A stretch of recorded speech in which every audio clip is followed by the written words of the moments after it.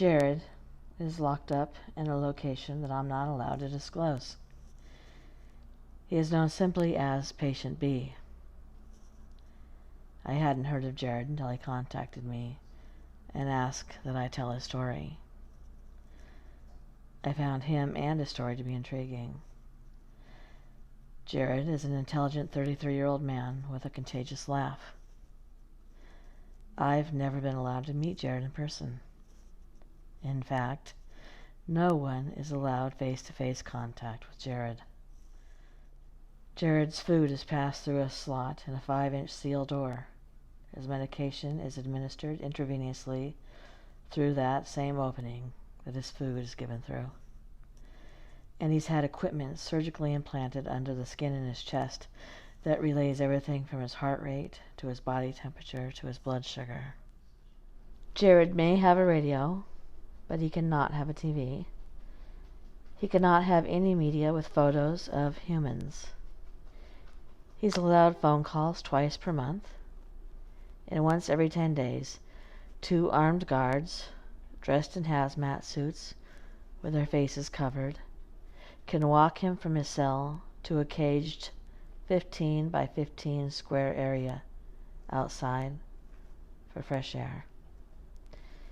It is Jared that has, through his attorneys, requested this type of incarceration. When Jared was little, he always could see colors around people's bodies. The colors were green, orange, and blue, not at the same time. One person might have green, another blue. Each color also had different shades from barely perceivable to solid, opaque. It wasn't until Jared was about 5 years old that he began to understand what the colors meant. That's also when Jared's visions started. You see, a person with a green aura was healthy. Orange meant that they were ill. The lighter the orange, the less the illness. The darker the orange became until it was solid, the more severe the illness.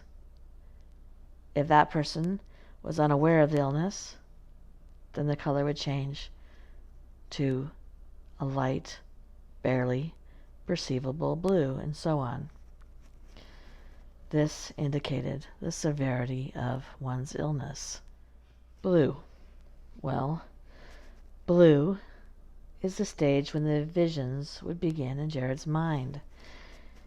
He'd see a flash of his grandfather, let's say, on a gurney clutching at his heart.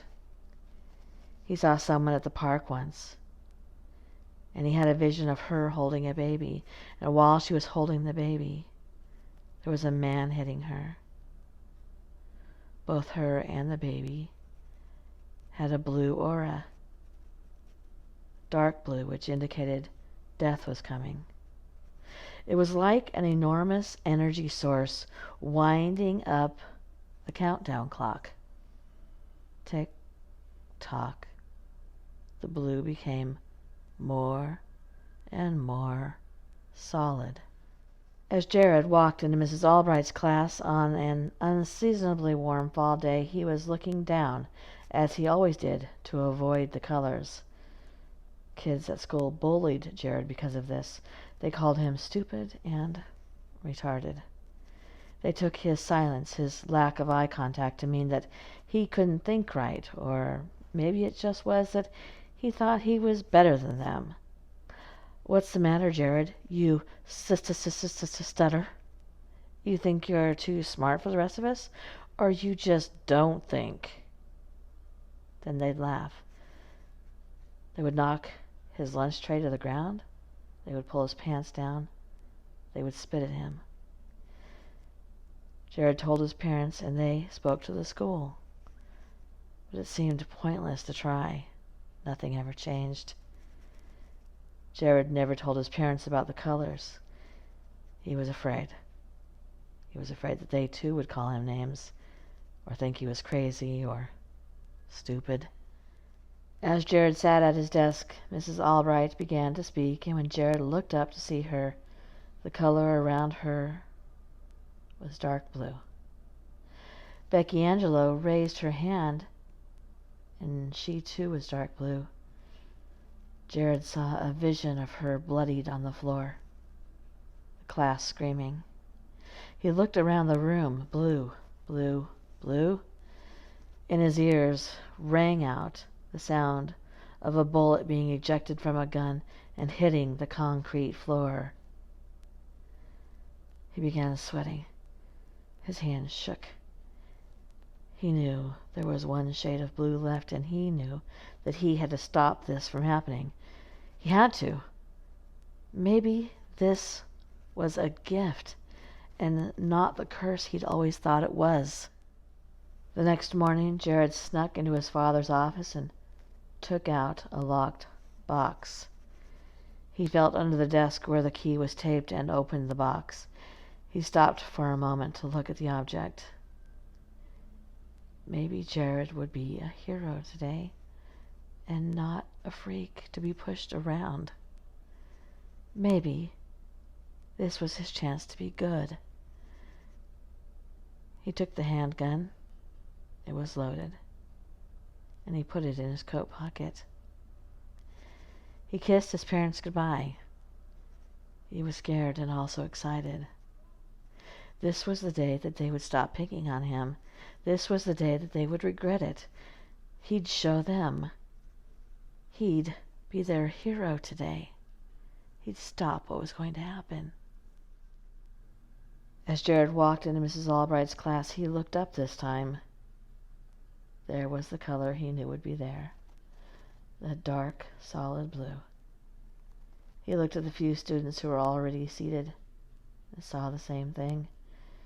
He could feel the blood pump through his veins as he stood by the door, as one by one his classmates filed in, blue, blue, blue.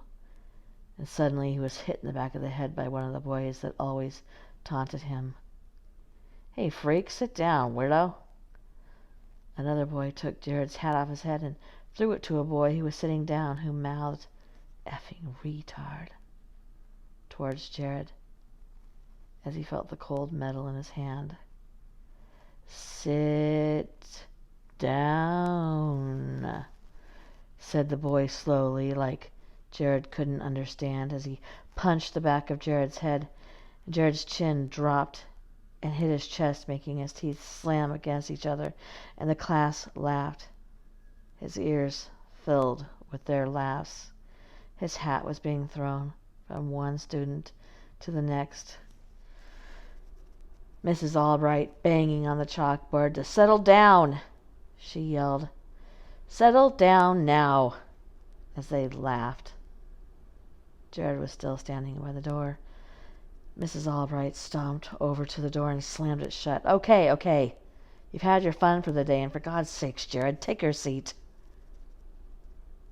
Jared felt the metal in his hand as he took it from his pocket, and he heard the gasps. Jared was sentenced to a mental hospital for life. In court, he described colors. He described how he wanted to be a hero that day and how he really couldn't remember anything. Jared will never see color again.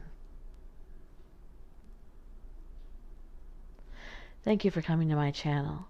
If you like this video, please give it a thumbs up. If you'd like to be subscribed and you're not, please go ahead and click that button.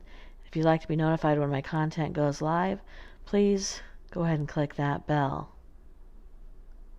Good night.